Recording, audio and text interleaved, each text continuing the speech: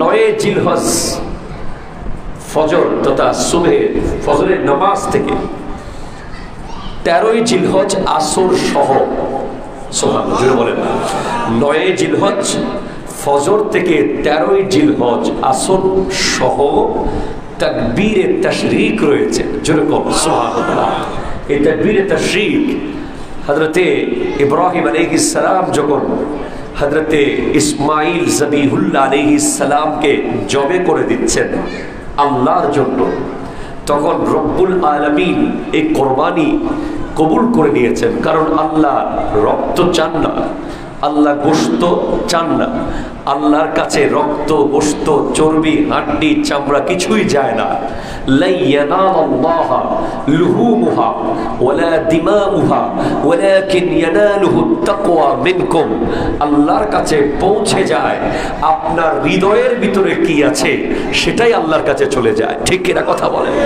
আপনার পশু কি, আপনার কোরবানি কি, আপনি কত বড় পশু জবে করেছেন, আপনি কত সাইজের পশু জবাই করেছেন, আপনার পশু কত কেজি হয়েছে, এটা ইম্পর্টেন্ট নয়।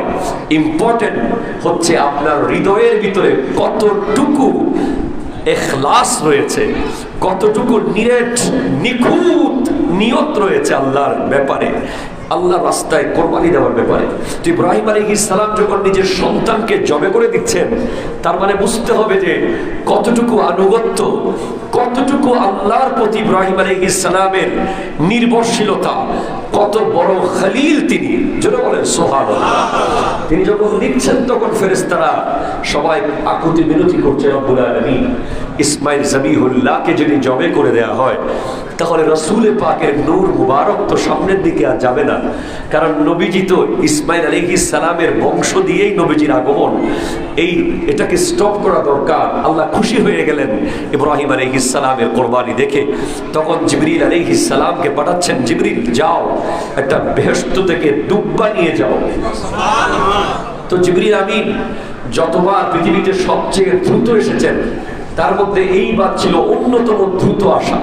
তখন তিনি আসমান থেকে আওয়াজ দিচ্ছেন যাতে ছুরি চালিয়ে না দেয়। তিনি আওয়াজ দিলেন আল্লাহু আকবার, আল্লাহু আকবার, জোরে বলেন সুবহানাল্লাহ।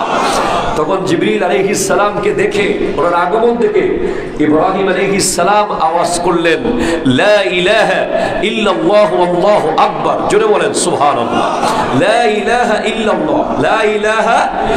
তখন ইসমাইল জবিহুল্লাহ উনি তো নিচে শোয়া, উনি যখন জিবরিল আমিনের আওয়াজ আর ওনার আব্বাজানের আওয়াজ দেখলেন তখন উনি খুশি হয়ে বলতে লাগলেন আল্লাহু আকবার ওয়ালিল্লাহিল হামদ, জোরে বলেন সুবহানাল্লাহ। এই তিন আল্লাহু আকবার ইয়া রাসূলুল্লাহ ইয়া উফরাদ দস্তগীর জিন্দাবাদ জিন্দাবাদ জিন্দাবাদ জিন্দাবাদ। তার মানে কি বুঝলেন? তিনজনের সম্মিলিত আমল হচ্ছে তাকবীরে তাশরিক, যেরকম সুবহানাল্লাহ।